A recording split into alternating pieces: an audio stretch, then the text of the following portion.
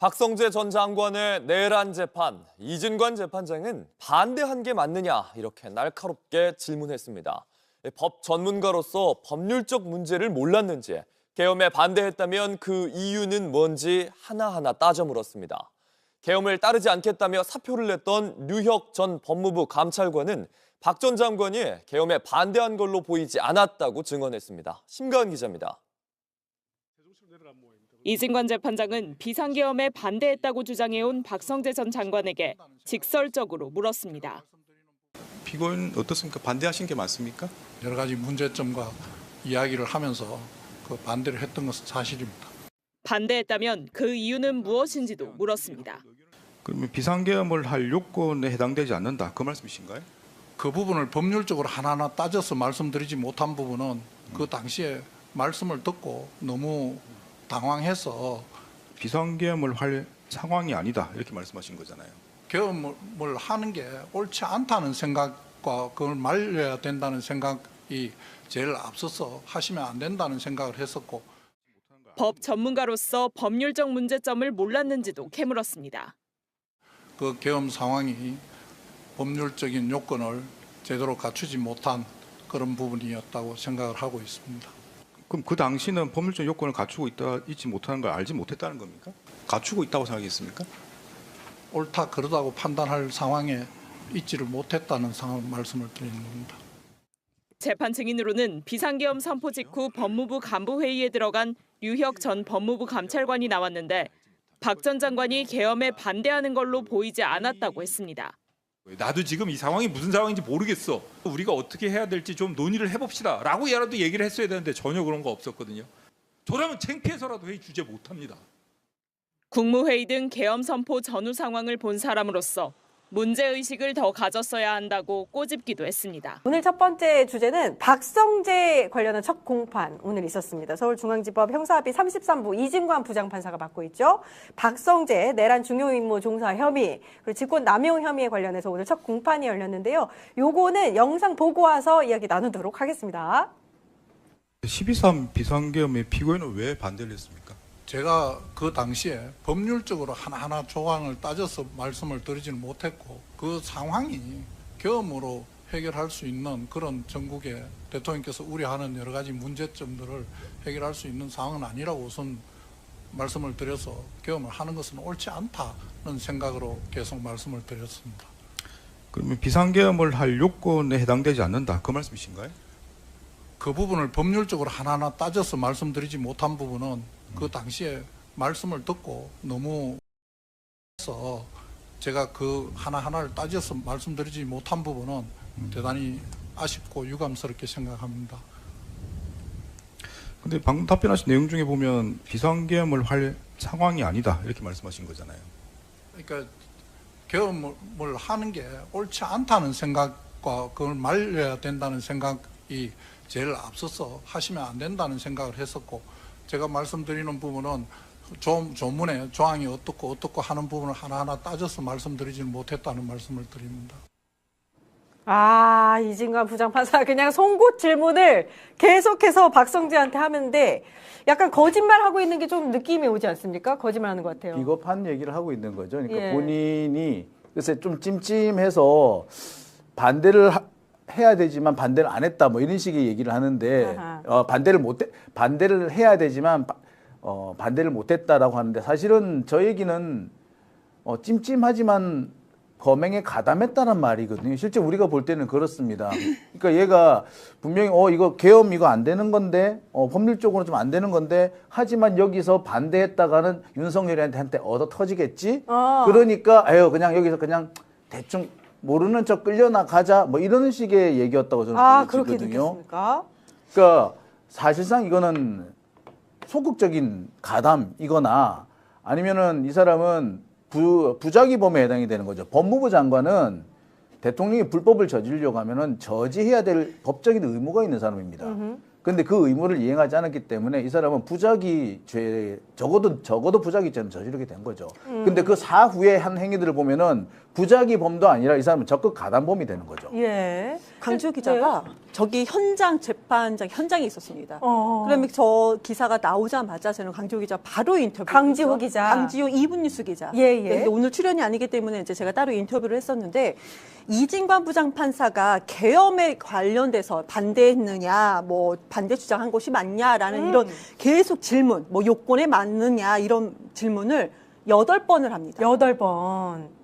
질문 간단하게 말씀드리면 주장에 반대한 거 맞냐? 첫 번째. 두 번째, 왜 반대했느냐? 세 번째, 그러면 그 요건에 해당되지 않는다는 않았단 얘기냐? 말이냐. 이런 얘기인 거죠. 그리고 비상계엄 할 상황이 아니라는 얘기냐? 그때는 당시 그랬는데 지금도 그렇게 생각하느냐? 뭐 이런저런 그 비상계엄 관련돼서만 8번을 질문합니다. 그런데 재판장에서 재판관이 이거를 질문 하나를 꼬리에 꼬리를 물어서 8번을 질문하는 경우는 굉장히 이례적인 겁니다. 이례적이죠. 매우 이례적인 거죠. 강지호 기자가 지금까지 들어갔을 때 이런 경우를 한 번도 본 적이 없다라고 합니다. 그런데 답변은 다 동일합니다. 답변은 동일하게 아까 그 얘기 들었죠. 요건에 하나하나 따져서 내가 반대하지 못했다. 그렇지만 나는 반대했다. 그렇지만 내가 조항을 하나하나 따져서 강력하게 주장하지 못해서 송구하다.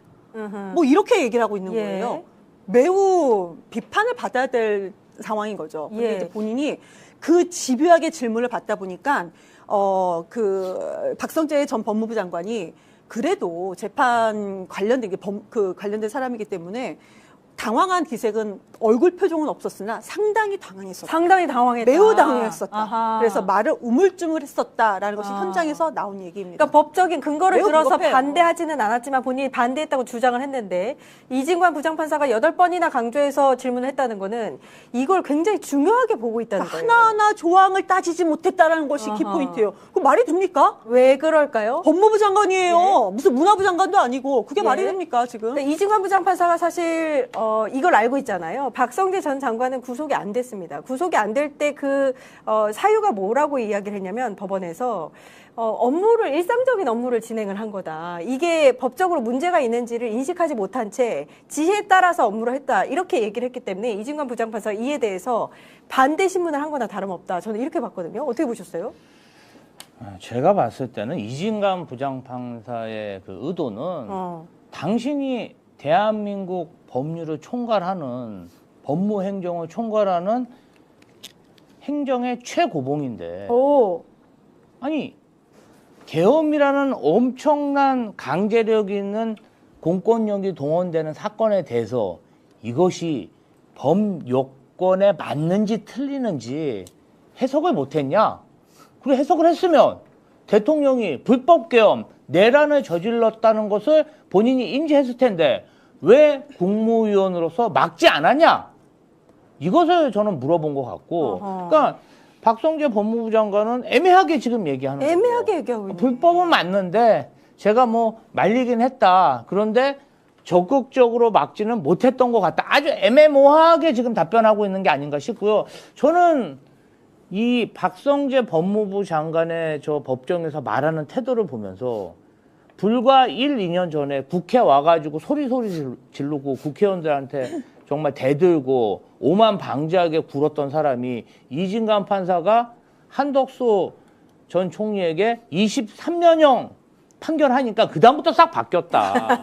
이 사람들, 이 내란 잔당들의 버르장머리는 무조건 그냥 20년형 이상의 판결이다. 이런 생각이 좀 들었고 일반인들도 그날 아무런 정보가 없어도 윤석열이 계엄 선포를 했을 때 전부 다 국회 가서 계엄군으로부터 예. 일반인들도 이게 불법 개헌이고 우리 민주주의를 파괴하는 걸 알았는데 고위공직자 법무행정을 총괄하는 법무부 장관이 그걸 못 말렸다는 게 말이 됩니까? 사표라도 던지고 나는 못하겠다 옷이라도 벗고 나와야 되는 거 아닙니까?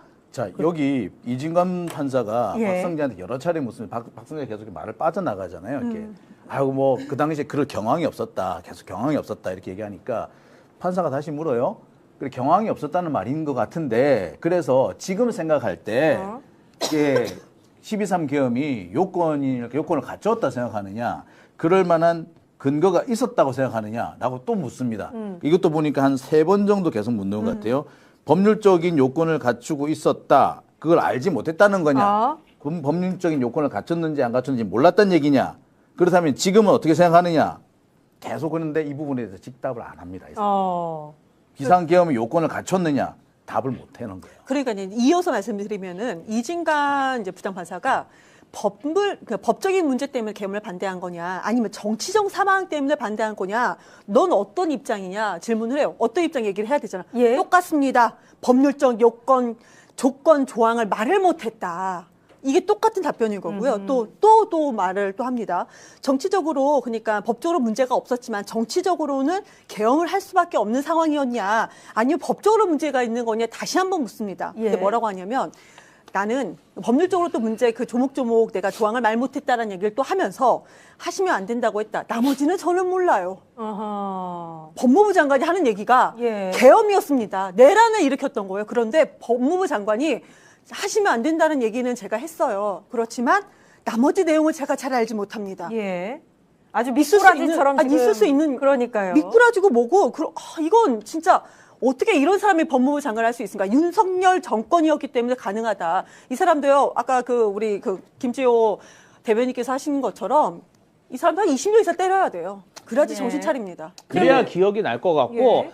과거에 윤석열 내란 수괴가 재판정에서 증언했죠. 내가 말이야 계엄을 저질렀을 때 어느 국무위원 하나 말리는 사람이 없었다. 좀 이렇게 잘 이야기해주고 말렸으면 내가 이렇게 불법 계엄을 안 저질렀을 텐데. 그러니까 벌써 내란 수괴 다 얘기했어. 뭐 도둑질도 콩짝이 맞아야 하는데 이미 내란 수괴가 다 토설을 했고, 제일 중요한 건 그런 것 같아요. 이 박성재 법무부 장관이 우리 대한민국의 일국의 법무행정을 어떤 관할하고 지휘하는 그러한 리더가 아니라 집사 법무부 장관. 김건희 집사 법무부 장관이었어요. 까라면 까고 가라면 가고 오래 먹고 먹으려면 먹고 뱉으려면 뱉는, 거기에 가스라이팅에서 노예 생활을 하다 보니까 저는 그럼 시키면 시키는 대로 하지 않았을까. 근데 시키면 시키는 대로 했는데 이거 내란자한당으로 20년형 받을 것 같으니까 이제야서 허둥대고 있는 게 아닌가. 그래도 박성재 법무부 장관 그 얘기 했잖아요. 김건희 씨한테 자기가 답변한 건 없어.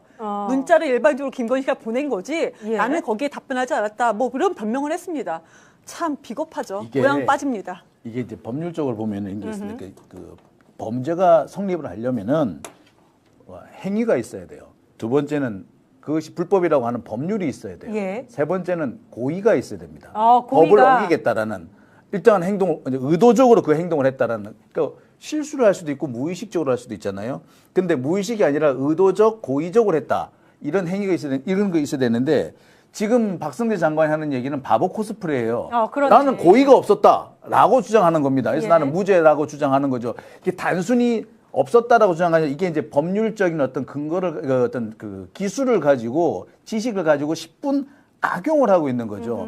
근데 여기서 중요하게 짚고 넘어가야 될 것이 있습니다. 고의는 구체적으로 드러나야 돼요. 외부적으로 드러나야 되지 고의를 인정하지, 드러나지 않을 때는 고의를 인정 안 합니다. 다만 고의를 추정하는 경우가 있어요. 너 고의 있는 거나 다름없어. 그게 먼저 보통 우리가 부작위라 그러기도 하고, 뭐 비필적 고의 이렇게 얘기도 하긴 하는데, 이게 뭐냐면 의무가 있는 경우예요. 그 사람이 의무가 있는 경우. 그러니까 법률적으로 이 사람은 뭔가 해야 될 의무가 있는 경우. 예. 그다음에 도덕적으로 그렇게 해야 될 의무가 있는 경우. 이런 경우에는 고의를 추정을 합니다. 그게 이제 부작위 범위 될 수도 있고, 어떤 경우에는 미필적 고의가 될 수도 있는데, 미필적 고의는 내가 알긴 알았는데 그래도 크게 잘못되게 하겠어? 라는 게 미필적 고의거든요. 그러니까 미필적 고의와 부작위가 좀 애매합니다. 아무튼 요렇게 추정을 하는 방법이 있는데, 한덕수의 경우는 이 부분이 인정된 거예요. 그러니까 지금 이진관 판사가 자꾸 이 부분을 추궁을 하는 겁니다. 너 좋은데 너 의무가 있잖아. 법무부 장관으로서 대통령의 불법을 막아야 될 의무가 있잖아. 근데 왜 의무를 이행 안 했니? 이 얘기를 자꾸 묻고 있는 거죠. 거기에 대해서 이제 박 전 장관은 법률적으로 하나하나 그 조항을 따져서 얘기하지는 않았지만 반대했다, 이렇게 주장하고 있고요. 그 국무회의 CCTV 얘기를 박성재가 합니다. 제가 기억하지 못한 여러 행동으로 반대하는 행위를 했다라고 이야기를 하는데, 지금까지 우리가 알기로는 사실 제일 먼저 도착한 사람 중에 하나가 박성재였고, 대통령이랑 같이 어떤 집무실 안으로 들어가서 거기에서 반대했는데 CCTV에서는 반대하는 모습이 없잖아요. 그러니까. 예? 아니 그러니까 상식적으로 이런 난리가 난 거 아닙니까? 네. 거의 전쟁에 준하는 사태가 발생했으면 아무리 몰랐다고 하더라도 본인이 이게 평시에 이런 계엄을 저질렀으면 이것이 불법이라는 것을 누구나 다 알 수 있었는데 본인만 법무부 장관만 몰랐다는 거잖아요. 어허. 그 말이 됩니까? 아 그리고 거기서 그냥 사표라도 나고 집에 가든지 말리든지 뭐 예. 해야 되는데 아무것도 한 액션이 증거가 없는 거 아니겠습니까? 그 적극적인 행위를 했냐 안 했냐, 이 계엄에 반대했냐 안 했냐, 저는 이지관 부장판사가 정말 잘 질의하고 있다고 생각해요. 아하, 그 사람의 예. 의도가 어떤 거였는지. 근데 상식적으로 생각하면 법무부 장관이 그 자리에서 정말 강력하게 반대 의사를 표력해야 되고 그 모습이 CCTV에도 나와야 그게 정상 아니겠습니까? 비슷한 사례가 바로 한덕수였죠. 예. 한덕수도 그 전에 자기가 얼마나 말렸다 그랬어요. 알고 봤더니 뭘 말립니까? 말리긴 뭘 말려서. 그래서 23년형 받았잖아요. 예. 저는 박성재도 이번에도. 그 정도 받아야 된다. 네. 그래야 내란 잔당들이 앞으로 이런 멍청한 국무위원들이 다시는 저기 말이야, 집사 법무부 장관 하면서 김건희 졸졸 쫓아다니면서 출세할 생각을 못한다. 이번에 확실히 단죄해야 됩니다. 이거 안과 회동에 F4에도 들어가 있고 23년도 짧아요. 제가 생각했을 때 더 받아야 되고 박성재 오늘 법무부 중요 장관이, 네네 법무부 말씀하시죠. 장관이 사법시험 몇 년대 합격한지 아세요? 몇 년에 합격? 저는 이 사람이 자꾸 법률적으로 모른다 오. 해가지고 야, 도대체 그럼 당신 왜 사법시험 언제 몰라? 합격한 거야? 어. 이분 20세기 합격하신 분이에요. 이 40년 전에 1985년도에 아 그리고 예. 40년 동안 예. 여기에서만 밥을 먹고 그렇지. 살았어요. 예. 그런데 내가 법률적 조항을 모른대. 검색할 수 있잖아요. AI도 많은데 요즘에. 아니 근데 우리 나는 일반 법률적으로 몰라. 국민도 이게 불법 게임인 서울 고검장까지 맡은 전통 검사예요. 이 사람. 그럼요. 예. 빠져나가는 것도 너무 비겁합니다. 아니 40년이면 우리 나이로 따지면 우리 태어나서 지금까지 검사하는 거야 지금. 그런데 내가 척하는 법률을 척 모른다. 알아야지. 근데 난 법률을 모른다 이러고 있어요.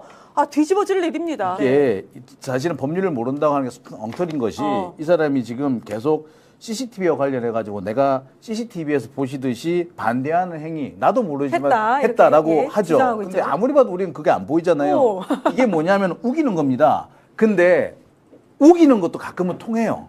아 사실 이게 명확하진 않잖아요. 했는지 안 했는지 애매한 부분이잖아요. 그러니까 우기면 돼. 우겨요. 자꾸 우겨요. 그러면은 우기는 게 어떻게 통하더라고요. 아, 내가 그랬다는데 누가 뭐라 그럴 거야. 그러니까 우기면은 통한다라는 증거가 거, 예, 없으니까. 우기면 통한다는 걸 이 사람들이 아는 거예요. 아. 이게 역시 법 기술입니다. 이게 전략이군요. 그러니까 이 사람이 지금 바보 코스프레 하는 것도 법 기술이고, 우기는 것도 법 기술이에요. 그리고 지금까지 모른다 부인했던 것도 다 법 기술인 겁니다. 그래야지 빠져나가는 거예요. 빠져나갈 수 있는 모든 법 기술을 다 동원하고 있는데 재밌는 거 그거 한덕수도 똑같이 했고요. 지금 이상민도 똑같이 하고 있어요. 자, 여러분 오늘 재판에서 중요한 장면이 하나가 있었어요. 당시에 계엄 직후에 법무부에서 그 간부급 회의가 열립니다. 실국자급 회의가 열렸는데 여기에서 바로 사표를 내고 나왔던 류혁 전 법무부 감찰관이 오늘 증인으로 나왔거든요. 요거는 영상 보고 와서 이야기 나누겠습니다. 처음에 들어갔을 때 상황을 다시 한번 말씀드리면 제가 반대쪽에 가가지고 자리를 양보해 주는 걸 보고 바로 그 자리에서 제가 사실 피고인이 하고 있는 얘기를 끊었습니다. 장관님 이게 계엄 관련 회의입니까? 그랬더니 저 피고인이 했던 얘기가 네 그래요. 제가 흉내도 그대로 낼 수 있습니다. 죄송합니다만 네 그래요. 그래 저도 할 말이 있죠. 저는 뭐 준비를 하고 갔으니까. 장관님 저는 이게 만약에 계엄 관련 회의라 그러면 저는 이거 참석할 생각 전혀 없고요. 그리고 명령이나 일체 지시 같은 거 내려와도 따를 생각 없습니다. 그러니까 저 오늘 그만두겠습니다. 나가서 사표 쓰겠습니다. 그렇게 하세요. 보통은 박성재 전 장관이 계엄에 지금 반대하는 입장이었으면 네. 본인과 함께 일했던 실국장급이 지금 사표 내겠다고 얘기하면 잠시만 우리 이거 논의를 하고 이걸 막을 수 있는 방법을 논의라도 해보자 이렇게 얘기하지 그렇죠. 않았을까요? 그게 맞는 거죠. 본인도 바로 그러면은 받았잖아. 국무회의 할 때 뉴욕 법무부관처럼 그렇게 했어야죠. 또 본인 다 따르고 와가지고 아니 밑에 근데 사실 좀 그런 것 같아요. 저 뉴욕 씨가 만약에 그때 수능했다면 아마도 박성재 법무부 장관의 계엄 관련 반역 행위가 정말 더 많이 진행이 돼서 뭐 낱낱이 단죄를 받았을 텐데 아마도 뉴욕 법무관이 저런 모습을 보이니까 그때 좀 멈칫한 것 같아요. 멈칫했을 것 같아요. 제가 봐도 그런 것 같아요. 그러니까 저런 사람들이 직급이 낮아도 저렇게 죽기를 각오하고 덤비면 위 사람들이 아 이게 정말 잘못된 일이구나 인지를 할 수 있잖아요. 네. 그럼 윤석열한테 인지를 시켜. 윤석열 그래서 한탄하는 거 아닙니까? 국무위원 중에 한 사람이라도 이거 잘못하면 저희 다 붙들려 갑니다. 한 사람이라도 얘기를 해줬으면 내가 다시 생각했을 때 지금 생각해보면 참 잘못했다. 이런 얘기 하는 거 아니겠습니까? 예. 지금 사실은 박성재 법무부 장관이 구속 안 된 것도 뉴욕 법무관 때문이에요. 저는 그렇게 봅니다. 그렇게 보세요. 왜요? 아니 그때 만약에 가만히 있었으면 이상한 짓을 했을 거 아닙니까? 이상민이나 예, 예. 윤석열처럼. 근데 그때 뉴욕 법무관이 저렇게 제동을 거니까 더 이상 나가지 못한 거죠. 그러니까 뉴욕 감찰관이 나가고 나서는 간부회의가 그대로 진행이 되기는 했어요. 근데 이제 뉴욕 감찰관님 이야기로는 박성재 전 장관의 방금 영상에서 보신 네 그래요 이런 말투 있잖아요. 그날 처음 봤다고 해요. 그렇게 화내는 모습, 당황한 모습은. 그러니까 본인도 예. 한쪽 편에서는 이게 범죄가 된다. 심지어 이것이 내란에 해당된다는 걸 알고 있는 알고 거죠. 있는 거예요. 알고 있으면서 그러니까 모두 다 이 범죄에 그냥 자기처럼 찜찜하지만 다 동참해 주기를 바랬는데 뉴욕제가 갑자기 어깃장을 놓네. 이런 나는 뭐 하고 싶은 한 줄 알아? 이런 식의 반응인 겁니다. 전 방금 뉴욕 그 감찰관이 하는 말씀 보면서 음성 지원되는 듯한 느낌마저도 들었어요. 예. 왜냐하면 박성재 저분이 가끔 국회에 나와서 저런 식으로 굴었어요. 이렇게 마치 태도도 그래요. 지금 법정에서는 안 그렇습니다만 이분이 국회에 나와가지고는 턱을 약간 들이밀어요. 그러면서 왜요? 어쩌란 말입니까? 이런 식의 태도였거든요. 아마 그와 비슷한 태도를 보이지 않았을까. 근데 한편으로 가만 생각해보면 그날 법무부 고위 간부들 중에 뉴욕 감찰관 같은 사람이 한 명밖에 없었다는 겁니다. 아니 전체를 통틀어서 한 명밖에 없었어. 그러니까 여기서 보면은 검사들이 뭐 법률가이기 때문에 뭐 경찰보다 낫고 뭐 그래서 경찰을 통제해야 되고라고 하는 지금 검찰 개혁과 관련된 숱한 논리가 얼마나 허무맹랑한 얘기인지 허구인지 여기서 그대로 드러난다. 볼 수 있겠습니다. 박성재 법무부 장관이 개엄 당시에 한덕수 국무총리나 이상민 전 행안부 장관처럼 뭔가 실행할 수 있는 역할은 아니었던 것 같아요. 거기에 국무위원으로 참여하는 정도. 그런데 지금 우리 계엄이 국민들의 저항에 의해서 저지가 된 거잖아요. 만약에 박성재 법무부 전 장관이 만약에 계엄에 성공했다면 그 이후에 그럼 계엄에 저항했던 내란에 저항했던 국민들의 재판의 모든 역할을 할 겁니다. 근데 이 사람이 내란에서 본인이 소극적인 역할을 한 것이 아니고 내란 당시까지는 본인의 역할이 크지 않았다. 그때까지는 찬성하는 쪽으로 겉으로 말렸다고 말은 하고 있지만 말은 본인의 주장인 거죠. 찬성하고 이후에 많은 사람들이 저항한 많은 국민들, 국회의원들 얼마나 뭐 방송 관계자들 관련돼서 전부 다 재판이 이루어지지 않았겠어요. 그때 당시에. 예. 그때 큰 역할을 하려고 준비하고 있었다고 생각합니다. 그렇기 때문에 저는 20년에서 내려야 된다. 선고 내려야 된다. 그렇게 말씀을 계속 드리는 겁니다. 저는 조금 결을 달리 하는데 박성재 전 장관은 중요한 역할을 맡았어요. 계엄에서. 그러니까 출국금지 팀도 마련을 했었고 법무부 쪽에서 그 주요 인력들을 이 계엄에 준비하고 있는 쪽으로 인력들을 보내는 것도 준비를 했었고. 아니 그러니까요. 예, 제가 말씀드린 건 수용 구체적으로 연락도. 되게 맞아 그런 예. 거 포함해서 그러니까 일부에서는 그래요. 그렇게 구체적으로 행동한 것들이 크지 않다라는 주장을 일부 하는 사람도 있습니다. 그래서 제가 말씀드린 거는 그 이후에 역할을 하려고 했던 사람이다. 예. 말씀을 드리는 겁니다. 그걸 노리고 옆에서 적극적으로 반대하지도 못하고 그냥 하게끔 놔뒀을 수도 있는 거죠. 그렇습니다. 예.